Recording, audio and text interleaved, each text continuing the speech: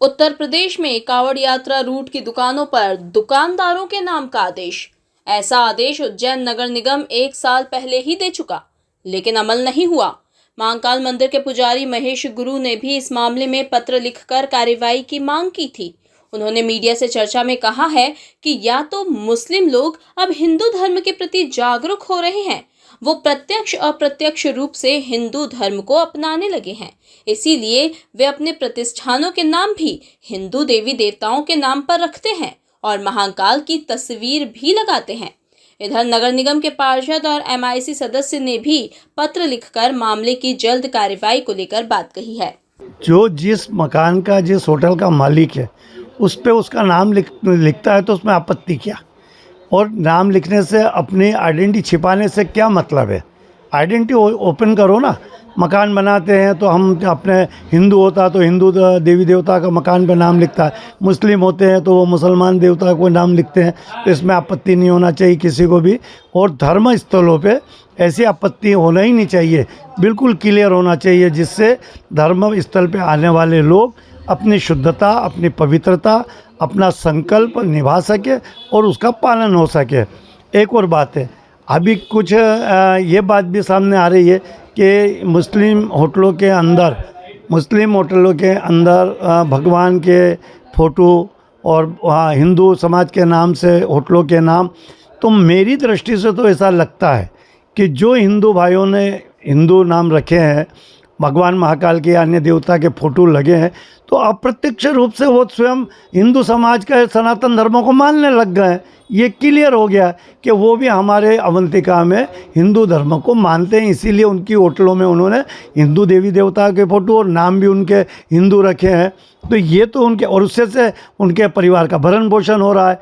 तो कहीं ना कहीं ये तो अप्रत्यक्ष हमारा सनातन धर्म की बढ़ोतरी है, और उनने जो माना है अप्रत्यक्षता में माना है, चाहे वो प्रत्यक्ष माने ना माने, पर अप्रत्यक्षता में तो माना है, इसलिए भी कोई आपत्ति नहीं है। लेकिन ये एक विषय इसलिए उठा है कि श्रावण मास हमारा पवित्र महीना होता है हिंदू सनातन धर्म का। इसमें व्रत, जप, यज्ञादि आदि सभी का पालन होता है और नियम का पालन होता है। जैसे मुस्लिम लोग अपने रमज़ान में करते हैं पवित्रता का पालन, ऐसा ही श्रावण मास है। इसलिए ये भी आवश्यक हुआ है नाम लिखने का कि कहीं कहीं जो वीडियो वायरल हुए हैं तो उसमें देखने में आया कि मुसलमान भाइयों के जो लोग हैं कुछ, उन्होंने फल के ऊपर थूका है, कुछ ऐसे पदार्थ जो अशुद्ध पदार्थ है वो वस्तु सामग्री पे रख दी है, जिसके कारण हिंदू समाज यदि वहाँ से कोई वस्तु खरीदता है तो उसका संकल्प नष्ट और भ्रष्ट होता है, उसका पुण्य भ्रष्ट होता है। इसलिए इसकी एक आवश्यकता है कि अपना नाम लिखे, जिससे कि स्पष्ट हो सके, जिसको जहाँ से सामग्री खरीदना होगी भक्तों को वहाँ से खरीद लेगा। इसमें कोई आपत्ति किसी को नहीं होना चाहिए, और उज्जैन में भी ये बात लागू होना चाहिए। आज खुशी की बात है, हरिद्वार में लागू ही है, यूपी में भी लागू हुआ है, और अवंतिका क्षेत्र में भी ये चीज़ को लागू करना चाहिए। नगर निगम से भी हमने पहले अनुरोध किया था और आज भी हम अनुरोध करते हैं, और नगर निगम को प्रायोरिटी से ये काम करना चाहिए कि मकान मालिक और होटल मालिकों के नाम प्रोप्राइटी के रूप में अपने अपने उसमें प्रतिष्ठान पे लिखे।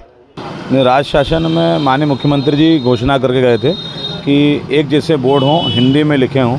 इस प्रकार का आदेश जारी हुआ था 1 साल पहले। बाद में उसको बढ़ाते हुए हमने क्रियान्वयन के लिए किया था कि साथ में प्रोप्राइटर के नाम लिखे हों, उनका GST नंबर, टीन नंबर लिखा हो।